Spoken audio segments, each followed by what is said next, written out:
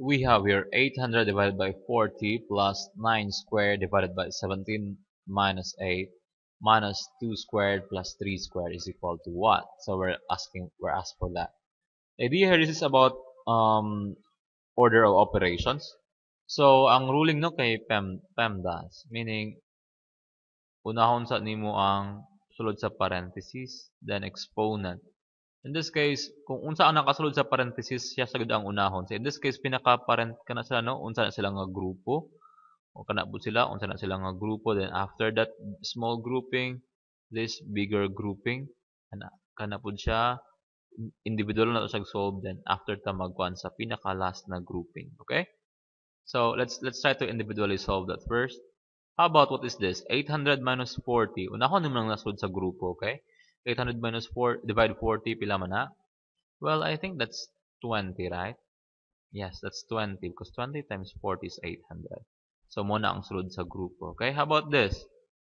Dili pa nimo i-divide sa 17 diretso, no? Kay napamana siya kanang pila man ang 9 squared? That's 81.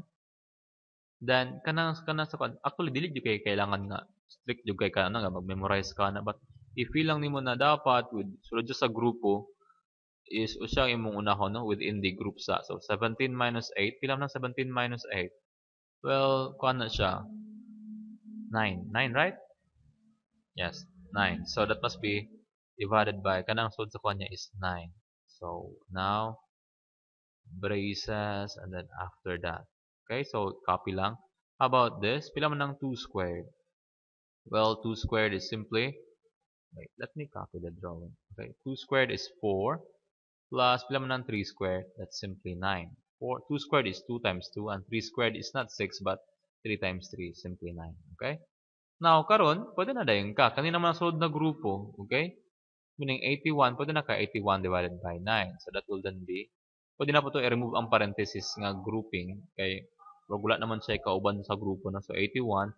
And here, 81 divided by 9 is simply 9. So 9 lang na siya. Okay? Pwede na nimo dili sulod sa grupo kung siya na lang isa. Okay? And then here, we have minus. Pila man ang 4 plus 9? That's 13. And finally, I think we'll be having 29 minus 13. And what is that? That's simply 16, right? Okay, therefore 16. This must be equal to 16. Thank you.